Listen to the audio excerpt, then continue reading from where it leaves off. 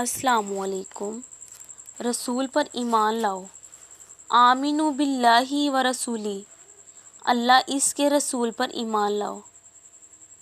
اللہ پر ایمان لانے کے متعلق پہلے تم پڑھ چکے ہو۔ رسول پر ایمان لانے کا مطلب یہ ہے کہ ہم رسول کو اللہ کی طرف سے بھیجا ہوا اور اللہ کا پیغمبر مانیں اور یقین رکھیں کہ جو کچھ رسول نے کہا ہے وہ اللہ کی طرف سے ہے اور جو کچھ کیا ہے اس کی رضا کے لیے کیا ہے۔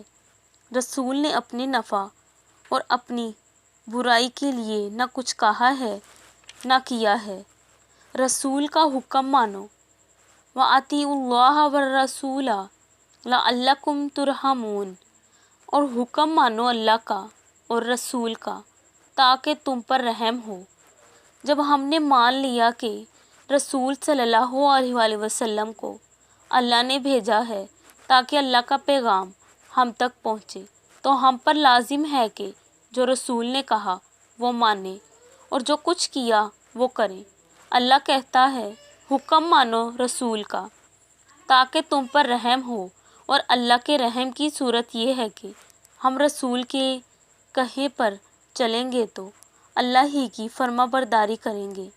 جو اللہ کی تابعدار کرتے ہیں اللہ ان پر رحم کرتا ہے۔